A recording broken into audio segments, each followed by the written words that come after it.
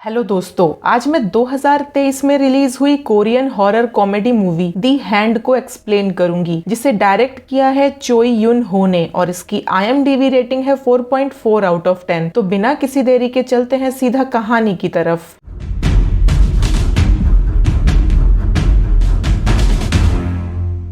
कहानी के शुरुआत में हम एक टनल में एक औरत की आत्मा को देखते हैं, जिसके बाद सीन शिफ्ट होता है बोंगसो के घर पे, जहां बोंगसो की अचानक से आंख खुलती है। बोंगसो ही सपने में उस औरत को देख रहा था और उससे डर के उसकी नींद खुलती है। अचानक से एक आवाज के वॉशरूम से आने पर बोंगसो जब वहां पहुंचता है तो देख पाता है कि उसके वॉशरूम के टॉयलेट से एक डरावना सा हाथ निकला हुआ है। वो अपनी बीवी जूही को बुलाता है। जूही उसे ज्यादा शराब पीने और घर लेट आने के वजह से डांटती है, पर जब जूही उस हाथ को देखने के लिए आगे बढ़ती है तो अचानक से उस हाथ के हिलने पर वो बेहोश हो जाती है। बोंगसो अब 911 को कॉल करके सारी सिचुएशन बताता है और थोड़ी देर बाद उनके अपार्टमेंट का सिक्योरिटी गार्ड उनके घर कंप्लेन रजिस्टर करने पहुंचता है। सिक्योरिटी गार्ड जब जूही को वॉशरूम में बेहोश देखता है तो वो बोंगसो पर शक करता है कि उसने ही अपनी बीवी को मारा है, पर जब उसकी नजर उस हाथ पर पड़ती है तो वो भी कंफ्यूज्ड हो जाता है कि ये हाथ आया कहां से। बोंगसो उसे समझाने की कोशिश करता है कि जूही इस हाथ को देखने के बाद ही बेहोश हुई है। अभी तक किसी को समझ नहीं आ रहा था कि ये हाथ आया कहां से और बोंगसो के घर पे ही क्यों आया। इस रहस्य को जानने के लिए हमें इस मूवी के एंड तक जाना होगा। थोड़ी देर बाद बोंगसो के घर की बेल बजती है। वो सिक्योरिटी गार्ड को हाथ के करीब जाने से मना करता है और दरवाजा खोलने जाता है। इस बार दरवाजे पे 911 के ऑफिसर्स थे। जब वो सब वॉशरूम में पहुंचते हैं तो जूही और सिक्योरिटी गार्ड को बेहोश पाते हैं। चेक करने पे पता चलता है कि सिक्योरिटी गार्ड मर चुका है, पर जूही अभी भी जिंदा है। वो तीनों ऑफिसर्स बोंगसो पे शक कर रहे थे, जैसा कि सिक्योरिटी गार्ड ने किया था। अब उनका लीडर एक ऑफिसर को उस हाथ की पिक्चर्स क्लिक करने को कहता है और उस हाथ को टॉयलेट से बाहर निकालने को कहता है। वो ऑफिसर जब ग्लव्स पहन के उस हाथ के तरफ बढ़ता है तो अचानक से वो हाथ उसके हाथ को पकड़ के उसे टॉयलेट में खींचने लगता है। बाकी के दो ऑफिसर्स उसे बचाने के लिए उसे पीछे से खींच रहे थे। वो उसे बचा तो लेते हैं, पर गलती से उस वॉशरूम का दरवाजा बंद हो जाता है। थोड़ी देर बाद वो हाथ उनमें से एक ऑफिसर को गला दबा के मार देता है और जिस ऑफिसर का हाथ उस टॉयलेट में खींचने की कोशिश की गई थी उसके हाथ में भी दर्द हो रहा था। जब उनका लीडर उस ग्लव्स को निकालने की कोशिश करता है तो उसके हाथ से काफी सारा खून निकलने लगता है, इसीलिए वो उस ग्लव्स को वैसे ही छोड़ देता है।